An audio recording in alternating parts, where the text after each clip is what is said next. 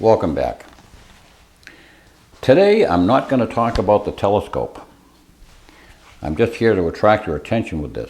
Though we're not going to talk about the telescope today. We're going to talk about what is oftentimes a better sighting system. I love the telescope. The telescope is one of those instruments that really is the best way to go when you need to really lay in a precise shot at a small, long-distance target, or be able to really place a bullet exactly where you want on especially on a distant target. But I want to talk about iron sights. That's the generic term, iron sights. Iron sights are broken down into two basic categories. You have open sights, which I'll describe in more detail. Open sights means that you have generally speaking, a rear blade mounted on the barrel, and you have a front sight, either a bead or a post. And a receiver sight or peep sight is mounted closer to the eye, and it's not an open sight because it has an enclosed aperture. In other words, you're looking through an aperture, a hole, a peephole.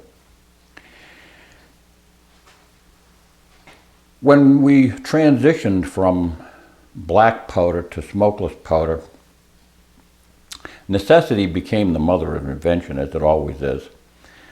Trajectories flattened out, and bullets were flying farther than most people could handle with their eyes. In other words, up until that time, anybody who was firing a rifle with a sloped, the relatively short slope trajectory of a 45-70 and guns of that sort certainly were very, very well equipped with a standard rear blade and a front post or a front bead.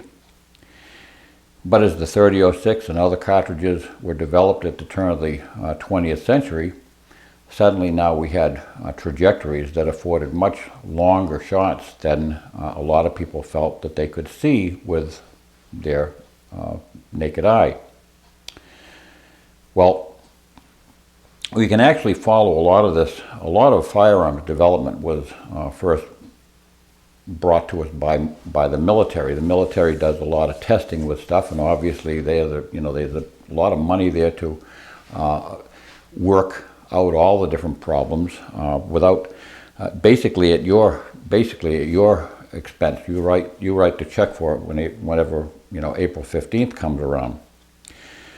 But the military was also very well satisfied until after the First World War in putting a blade rear sight and a post front sight on rifles. The post front sight was known as a Patridge sight. The Patridge sight, and sometimes called the sourdough sight because they were the sourdough soldiers. The soldiers were nicknamed the sourdoughs that went over to Europe in the First World War campaign.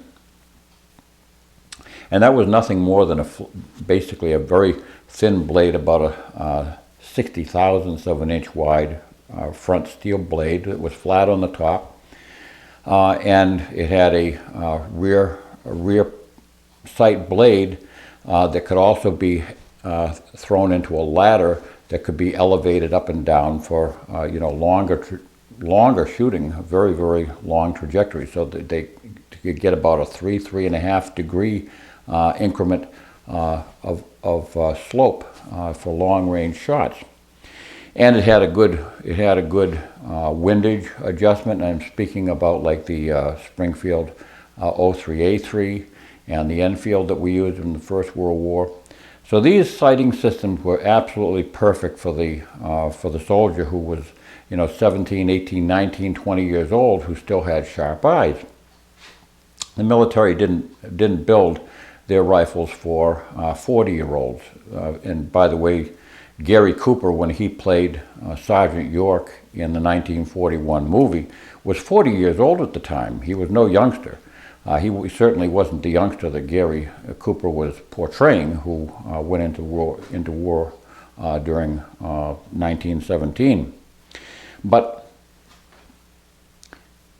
youthful eyes can accommodate, the visual acuity necessary to line up a front sight and a rear sight and the target and do it quite handily without any problems whatsoever. I can remember when I could see all three images, it appeared to me that they were always in perfect focus.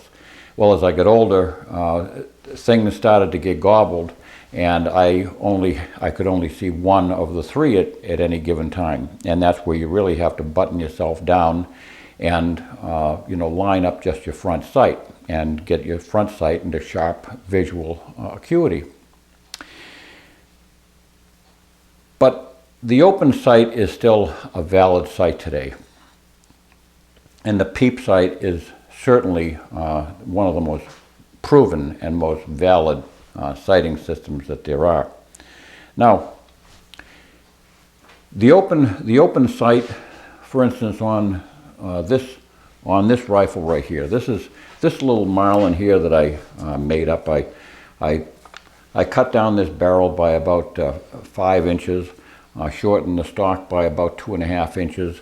And I basically lightened up the stock. I bored out some wood out of the stock, and I crafted this for a youth model rifle from a very inexpensive used Marlin. And I don't intend to put a peep sight on this. When I was this age, when I was a youth, I didn't need to have a peep sight, as I said. I mean, I could see rear sights just as sharp as attack, and the front sight too. So for the kids that shoot this, they see this absolutely perfectly, and there's absolutely no need whatsoever with this rifle to put a peep sight on it. So this is fine. Now this one here, I'll show you some. I've got some illustrations of various types of sights, but this has got just a. You can see it's just got a. This has got a U notch. It's a very, very simple U notch, and the front sight is actually, it's a very simple but very effective, cheap sight. It's just an aluminum post that's been blackened, and the front of it is beveled a little bit to catch the light, and it provides for an inexpensive shiny bead. Now, by the way, all these rifles here they've all been properly cleared before I started the video. Here's a very common sight arrangement that you'll find on Winchester and Marlin lever actions and other rifles of its type. This is called and I'll give you a clearer look at, as I say, I have some images to show you, but this is a semi-buckhorn sight. I think it kind of goes along, the name is, I think, designed to evoke an interest in bucks and in hunting. It's of no value whatsoever to have any appurtenances that stick up on the side of a sight. They serve no purpose whatsoever. And but the buckhorn sight remains one of the most popular rear sights, simply because it looks like it's more complicated. Therefore, it must be better. It has more than just simply a U-shaped notch. So. One of the worst sights was a variation of that was around earlier, and that was we now call it the full buckhorn sight. Before the semi-buckhorn sight came out, this was the only buckhorn sight. We call it now the full buckhorn, but this was the type of sight that it was. It looked very campy. It was designed to do something to the sales market, but all it does is obscure territory out there. You can't find a deer when he's roaming around for all the hardware that sticks up in the air. It's just a bunch of iron that serves no purpose whatsoever. Such sights as that, again, they're like fishing lures in the Walmart aisle. They're all different colors, and most of the time the fish couldn't care less. It's mostly to attract the fishermen. So these things are sometimes meant to attract the hunter. But there are other types of very practical sights. This is an example of a semi-buckhorn sight. The one that's on my Winchester Model 94 is not quite as high as that, but it's on the same idea. And this is the U-groove that you saw on that little marlin. This is a very simple notch, but a very, very good sight. That's one of the best sights, one of the quickest sights there is. Sometimes it's not, and I'll explain why. This is the British Express sight. Oftentimes it's called the dangerous game sight on many dangerous game rifles. You know, 458 Winchester Magnums and things like that. In British, it was designed by the British, who use such rifles for hunting, you know, stuff that can eat you. So they had to be very, very fast. And here's a variation of that. It's a shallow U with a white line, and they're designed to be quickly acquired. In other words, without having to find a little notch to stick a bead in, you could just quickly find that big bright bead and lay it in that dish. So they were very, very fast, and they continue to be the most popular sights for that type of rifle, for that type of hunting, because it gives you just a wide open field of view. Both eyes are open. Naturally, both eyes are open when you got something coming at you, but it allows you to have both eyes open, and you get the widest field of view. Now, one of the problems inherent with a rear blade sight is, and it's always been the case, is that as lighting changes, going from a bright sunlight to shade, the relationship of the front bead to the rear blade can easily be changed. It's very common for people to elevate the front bead in dim light to see it, to basically to see it better. It doesn't show up quite so easily and so brightly, so they elevate it a little bit, and by even elevating it just a few thousandths of an inch, that can throw their shot way high. Similarly, a rifle that has been sighted in under those conditions, when it's a bright day and the bead is held tight, then it becomes a shot which is shot low. So there's that fussiness about them that especially older eyes cannot accommodate. The answer to that was, for so many years, the Patridge sight. Now, the Patridge sight is not the P-A-R, it's P-A-T, Patridge. It was named after a guy who invented the Patridge sight. It's a simple front post. And again, this was the sight that the military used all through the first part of the 20th century until around about 1930s, when it started producing the Garand, the late 30s. But the Patridge sight is nothing more than a front sight that's in the form of a post. Usually it's very, very inexpensive to produce, because it was literally a piece of steel which was milled and stuck in a slot on a ramp at the end of the barrel, and it was pinned in place. Very, very rugged, and if a soldier happened to wipe it out, all they had to do, even in the field, there was somebody who was an armorer at the company who could drive that pin out, put a new blade in, and he was good to go. So the Patridge sight worked beautifully with the rear blade. And the rear blade that was used was basically a simple U-notch, the same U-notch that you see on that Marlin. Much more sophisticated. It had an elevating device on it. It could be flipped up and made into a ladder sight, where the blade now rode up and down on a ladder frame for long range shooting. It was very, very precisely engineered with stadia lines that could tell the soldier exactly what range, how many yards he could shoot his .30-06. So they were very, very sophisticated, and they also had a windage scale on them, and you could turn that with a thumb screw, and you could move your windage left and right. It was a very, very precisely made, very expensive sight to produce for the government, but it was a very, very nicely engineered piece of machinery. The thing that came about, though, in the Garand, when the Army introduced the Garand was the introduction of the receiver sight, the peep sight hole. Basically, it was just an aperture now that a soldier could look through and acquire his target without having to line up a rear sight and a front sight post. The whole idea of a peep sight is simplicity itself. You're basically looking through, you're looking through a window at close range. Your eye is using that aperture as it would just basically looking through a hole in a board. You don't have to look at the rear sight. You don't line up the rear sight. All you do is you look through it, and your pupil naturally searches for the brightest light, which is in the center.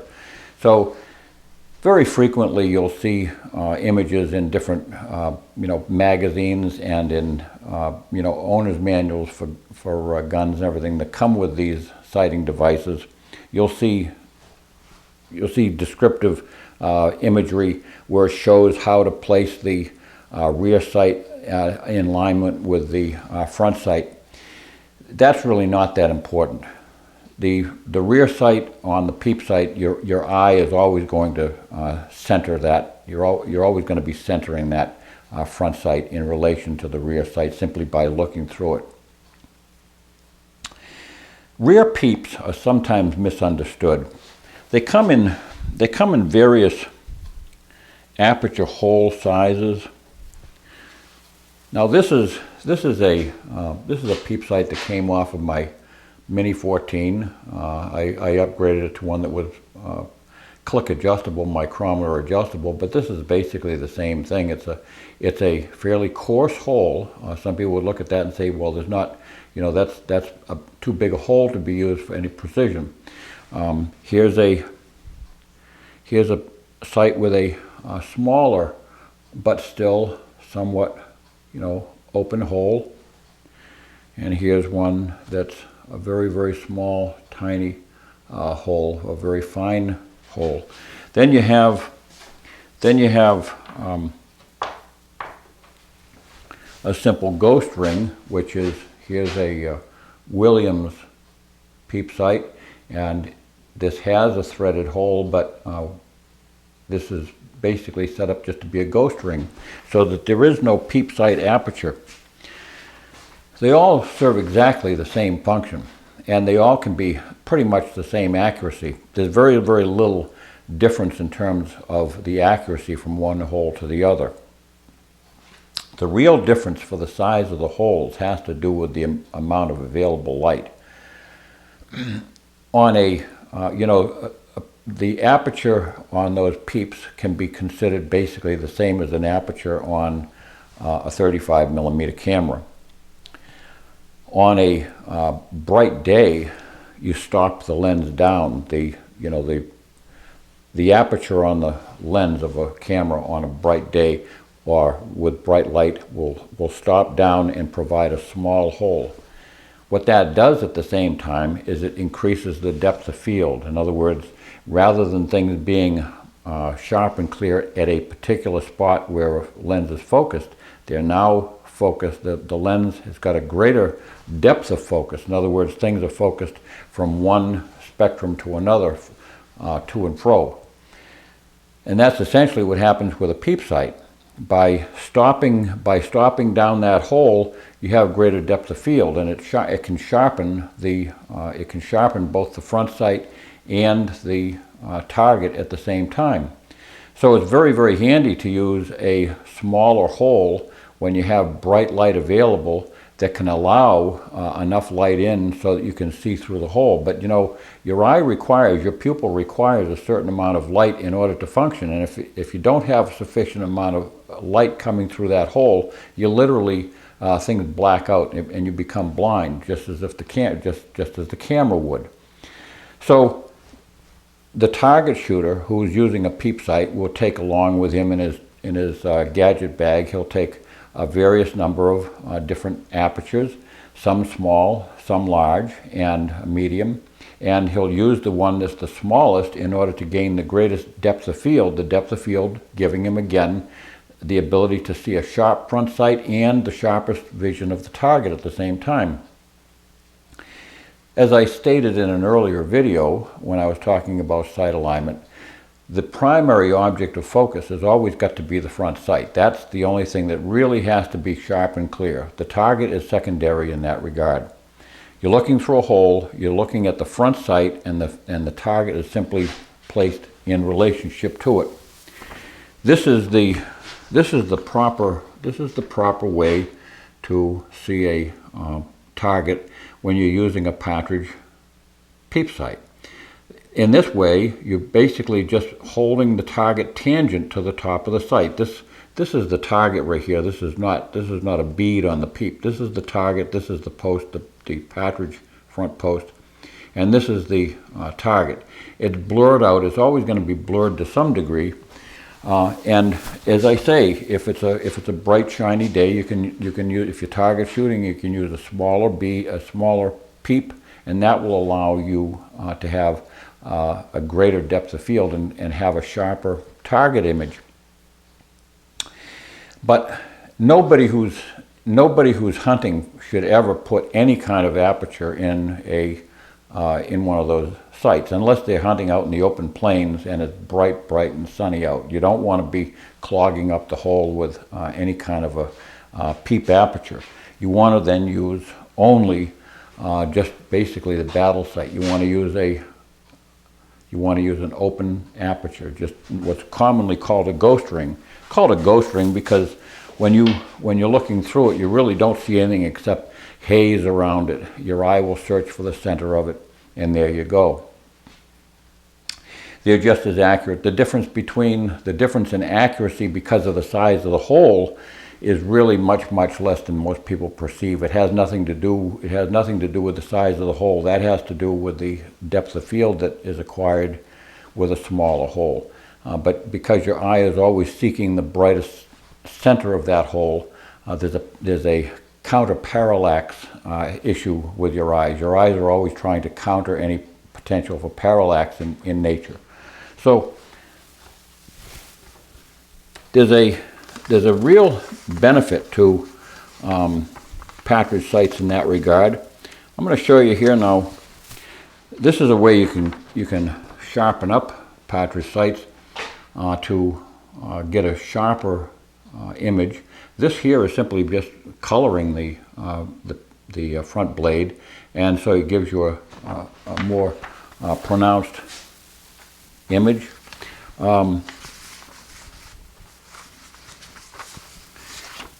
And when you're sighting in your rifle, you can use a target which corresponds, as a matter of fact, with the sight in height.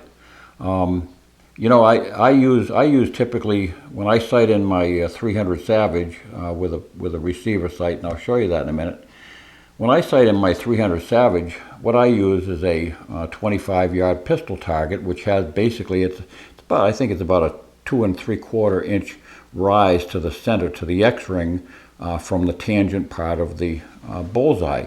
So when I'm rested like that on a bench rest and I'm tangent with the bottom and centered, as you see it right there, what I'm doing is I'm sighting in until I have my shots centered into the bullseye. That gives me about a 2 3/4 inch rise at 100 yards, and that'll put me way out to beyond 200 yards with my 300 Savage with the same hold. And if you're corresponding, you know, in a hunting situation, there's no bullseye on a deer, but you just simply hold you hold the blade center of mass. This is one of the reasons why I like a Patridge sight over a bead, and I'll show you what a bead is in a minute. A bead very frequently at various distances is going to subtend. In other words, it's going to project itself on a target at various ranges in different sizes, and they're rather imprecise. There's no way to really place the bead on a target without covering the target up, because that's what they do. You're supposed to lay the bead on the target that you're shooting. So whether you're shooting at a bullseye or shooting at a game animal, there's something that's going to be obscured. The very target that you're trying to hit is being obscured.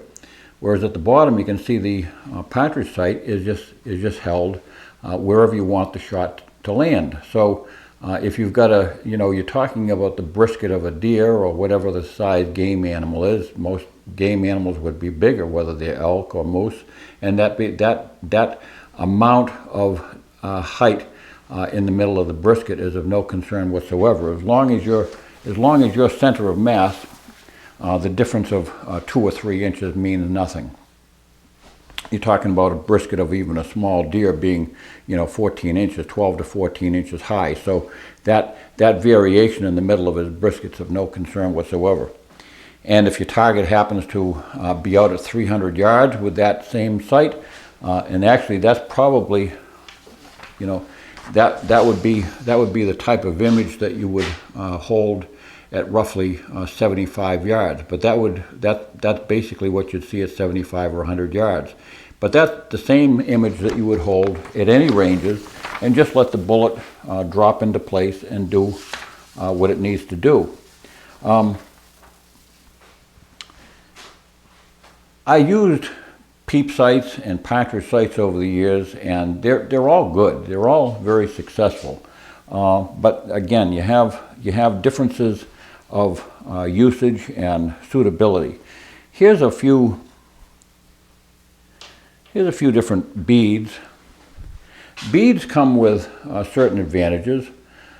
Beads can be variously colored. Here's a Remington rifle sight with a gold bead. Very, very, very sharp to pick up. It's easy to pick up in most lighting conditions. That's very, very handy. Here's one that's here's a Lyman front sight. This is designed to be a little bit smaller bead. Some people like to have a little bit smaller bead so that it doesn't subtend to quite as big an area on the target. Of course, it comes with a price because this is a little harder to pick up in dim light.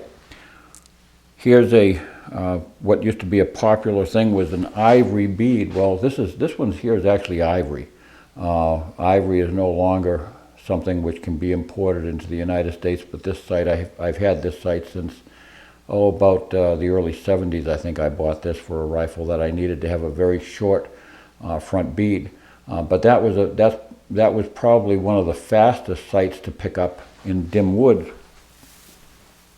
But you can achieve that same thing with Patridge sights, and obviously the military has done an awful lot of testing, and the sight of choice for them is a straight up and down front post, which to the eye looks like a front blade. So here's a tech sight, and tech sight uses exactly the same technology in terms of a single pin, which is used on the M16, the AR-15 style platform, which is a single pin, but to the eye it appears to be the same thing as a flat blade. It's got a flat top on it, very, very quick and easy to pick up. And these are not sighting devices. You don't use these to do anything except this is just protection for the pin, so that the pin doesn't break when it encounters something. So don't use those for sighting. But they do, however, give you some sort of a bracket, I suppose, to align the front and rear sight. But again, remember, if you're concentrating on that front sight, you shouldn't even be concerned about any wings or anything like that, because if you're sighting by looking right at that front sight, it's automatically going to lay in the middle of that circle that you're looking through. You're not looking at it. Remember, you're not looking at it. And here again, I'll go back to here's a typical. There's a combination, kind of a semi-buckhorn U-notch. This is a fairly fast sight. I think I took this off of a Marlin. It has the white diamond, so it makes it a little bit easier to pick up the rear sight. The only problem with that sort of thing is that you suddenly become focused on the rear sight instead of the front sight, which is far more important. So I'm not too crazy about, technologically this is a better sight. If you're using a rear blade, this is a better sight because it doesn't have any enhancements that will that will draw your eye to the rear sight. Now, you'll say, what's the big deal with a dangerous game rifle where they put a big white post in the middle of the rear sight? Well, you're talking about dangerous game that's about 15 or 20 yards away when a lot of game hunters take their dangerous game. They wait until it gets close enough to almost club them. So that's a whole different story. You don't want to draw parallels. Now here's a tremendous advancement. This is a combination of this 1022 here. I've got a fairly inexpensive Williams ramp rear sight. It's got a peep aperture. I can take that peep aperture out when I'm not target shooting. If I go small game hunting or hunting in the woods, squirrel hunting or something, I can take that peep sight off just by unthreading it, and I can also change the various sizes if I want to have more sharpness at the target range. But this one here, I've got the Williams, the plastic glow bead. These are tremendous. These gather an awful lot of light, and they are very, very luminescent. These are used as a bead. You don't use these as a blade. That's the only objection I have to them, is that they do what a bead does. They obscure your target. So I have to lay it on the bullseye and somehow obscure the same thing that I'm trying to hit, which I don't really care about. When I put it up, it automatically comes into sharp. It comes into sharp focus in a hurry, and it does all the things that it needs to do for lining up on a target quickly. But for precision, it lacks the precision that a Patridge sight would give. But for plinking, for throwing shots downrange and knocking over tin cans and things like that, it's handy as can be. And the bead is fairly small in diameter, so it's not objectionable. It's not the sight I would choose for long distance precision shooting by any means. The sight that I did have on that for a while, perhaps this is the other end of that same tech sight. I took it off. I didn't take it off because I disliked the mechanism. This is a fantastic sight for anybody who wants to have an extremely efficient sight for a 1022. It's got the front Patridge post, and it has not only is it a finely adjustable rear sight, but it also comes with two positions. So once you sight in for 60 yards with 22 long rifle high velocity ammo, you sight in for 60 yards with the number 1 position, you put it in the number 2 position, you're dead on at 100 yards. So it's a wonderful sight. I took it off only because of the aesthetics. It was a very heavy and clumsy sight on that nice sporter rifle. This rifle here just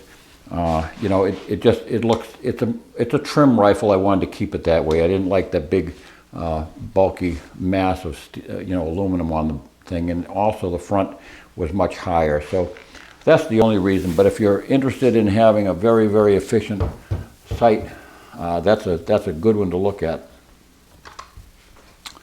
Here's another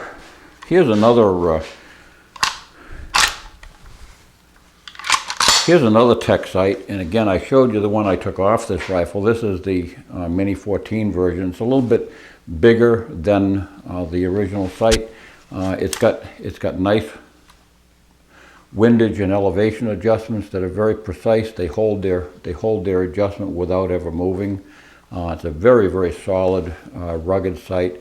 It's a huge advancement over the original one that was on there. That it works. It's a peephole, but it was very difficult to align, very difficult to get positioned on target. Using a wrench on two sides of the sight. And this one here uses the Patridge style technology by using a ramp front blade, and it's tapered. But again, the Mini 14 followed the tradition of the military in using a protected Patridge front sight, and a rear peep sight. That's really the way to go for a field rifle. Now, is it less efficient than a scope? Well, not in my mind. Anything that you can see with a Patridge sight, you can hit. And I'll repeat that. Read my lips. Anything that you can see with a Patridge sight, you can hit. That's the big advantage with a scope, is the scope allows you to see a little bit better, whether it's the midsection of a deer, or whether it's the head of a, head of a varmint, or whatever it is. To be able to hit with a Patridge sight on something that you can't quite see becomes more problematic. If you can see, for instance, if you can see a woodchuck at 200 yards with a Patridge sight, you can hit the woodchuck. Now, with a scope, you might be able to hit him in the noggin, which you might not be able to do with the Patridge sight. The Patridge sight will put you on the woodchuck. But don't ever think that they're less accurate. That's a very broad misunderstanding. I see that in a lot of reviews online about different scopes. Somebody tries a scope out and they say that the scope isn't accurate. They're shooting 2.5 MOA. The scope is not accurate. Unless the scope is broken, unless the crosshairs are floating around, there's no such thing as an inaccurate sight. They may be imprecisely adjusted. They may be imprecisely used, but they're not inaccurate. You can't make two sights inaccurate. That's not the way they are. No matter how they're made, even the crudest sights are not inaccurate. They're just simply what they are. They're two instruments that the eye lines up to the target. That's all they are. You can line up a target between two nails. It doesn't make any difference. It doesn't make the nails inaccurate. But Patridge sights are extremely precise. I've got a target here. I'll show you. I was sighting in my 300 Savage the other day. Now, I was using a spotting scope, and you might say, well, that's the extent of the accuracy on that rifle. Well, it's not. As a matter of fact, these first three shots right here was my first group. I cranked it over hastily, and these two shots, I suddenly realized I had moved twice as far as I needed to. So I was just using my spotting scope. I don't have stadia lines on this target, so I was guesstimating. I forgot to measure my bullseye to see how far it was before I started doing this. So I cranked it back over to the middle, and so all these shots right here in the middle now are my. That's the 100-yard group that I shot with my 300 Savage. On this target. So this is, the idea that a Patridge sight is inaccurate, or that iron sights are inaccurate, is a fallacy. They're not inaccurate at all. As a matter of fact, they're quite precise. When you line up a circle tangent to a flat line, you tangent. There's only one point where it touches. Anybody who's in plane geometry in school will tell you that tangent, the definition of tangent is the one point on a flat line, or a straight line that intersects with one point on a circle. And that's the only thing that your eye is endeavoring to do, is to line up those tangent points. And centering them is almost an automatic thing that your eye just does. It's just like looking at a picture on the wall and you say, well, the picture's hung crooked. Most people just automatically pick up the fact that the ball is not sitting directly on the top of the sight. So sitting the ball on the top of the sight is the simplest thing in the world. In fact, it's sometimes a little easier than trying to line crosshairs up in the middle of a target, because it's something your eye just wants to do. Your eye wants to put the ball just sitting there. Now people will say, well, why don't you use a center of mass hold on a target? It's very simple, because a center of mass hold, you can never be sure whether you're halfway up, a third of the way up, or 2/3 of the way up. It doesn't really, so the hold on a center of mass is very, very arbitrary. by holding a tangent bottom 6 o'clock hold, center of mass. That's as precise as you can get. You can shoot sub-MOA with any rifle at any distance on any bullseye. That's just the way it is. You can shoot no matter how far away it is. They shoot sub-MOA on 1,000-yard targets. So it's not difficult to do. Another type of front sight, which has been used in target shooting, is a globe front sight. And I don't want to talk too much about it, but globe front sights have it's basically a tube that's mounted on the front of the barrel, and in the tube there is a slot in the top, and that accepts various front devices that are circular or posts. You can have a Patridge post, or you can have a circular hole that's supported on both sides, and the hole is suspended, so you place that concentrically around the target. All those systems are very, very effective. They're all very efficient, but there's none that's more efficient. There's none more effective than a simple post and peep, the same as the military has decided to use for so many years, because it obscures nothing. That post, you can set that right on your the smallest target at any range, and as long as you can see a target, you can hit it. So I think I've taken you through the different types of peep sights. Here's one here that's a very popular peep these days. This is a Skinner rear sight for a Marlin, and this is a very popular type of sight for the Marlin, made by Skinner. It's a beautifully made, beautifully crafted sight. It's not as precise as some, because in order to adjust your elevation, you have to adjust by turning it 180 degrees, and 180 degrees can bring you a little bit farther than you might want on target. So it's not a precise instrument in terms of adjusting it to precision adjustments on the paper, but for what it's designed for a field rifle, for a for field hunting rifle or plinking rifle, it's fabulous. Very, very rugged, very durable, and works good. Now, I'll show you the sight that is a real shame. There's certain things that have happened since the last 25 or 30 years that really are heartbreaking. This was one of the Lyman and Redfield made some of the finest sighting instruments in the world. These sighting devices. This here is a Redfield. It's a Model 70 series sight. Right now, it's kind of got an unusual combination. I've got a hunting field style knob on the elevation, and I've got a target knob on the windage. I originally had a target knob on both until the other day. My beautiful hunting style knob popped off the side here and was lost in the sand, and I spent a couple of hours looking for it, but so I had to go back and put my field style knob, my target style knob on it. They're click adjustable. You can hear it. Very positive. Each one of those is 3 clicks to the inch, 3 clicks to an MOA.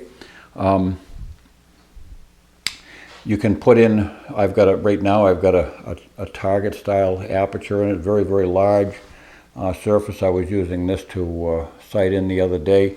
It's got a fairly fine hole. I had great depth of field. I could see that bullseye almost as sharply as you can see it just holding it in your hand. That's what that sharp aperture does. But these are tremendous sighting instruments. They went by the wayside when Redfield went out of business, and Redfield basically became a EPA super site when they decided that they had all kinds of contaminants in their soil under the factory, and they locked up all the gun supplies were no more. So, but these These devices, which once sold for $25 or less, in fact, I remember when some of these sites were being sold for $15 to $20. Now, to find them, you're talking to get one in this condition now is over $250 if it's a good one with all the parts. So they're a tremendous, very, very satisfactory type of sighting device. I love that because I can carry that rifle around the way it was intended to be carried. I don't have a scope in the way to handle it. It's swift. I can bring it up. It doesn't bang into things. I can get it up and I can shoot just as quickly with that. And with both eyes open, I don't have that issue with when you have a scope. Your eye, sometimes people have a difficult time, and I have a difficult time shooting with both eyes open with the scope because one eye is seeing a magnified image and the other side is seeing a non-magnified image, and that causes a little bit of confusion. But with this, you don't have that issue. Both eyes remain open and you have good depth of field that way. You also can track moving game that way. Whether it's small game, large game, or whatever, you're looking right through that hole, and your other eye is able to give you that required depth of field that's necessary when you have two eyes open, when you have binocular vision. So that's all I wanted to show you. I wanted to present to you some of the best sighting systems on the planet. Sighting systems that have been used since the beginning of firearms and have always been effective, have always been proven. They're very, very, very, very good in all weather. You don't have to worry about snow hitting a lens or rain or anything like that. They're light. They don't take up weight, and they're easy to pack and handle. So that's it. Thanks for watching. Don't forget to subscribe. Tell all your friends. God bless.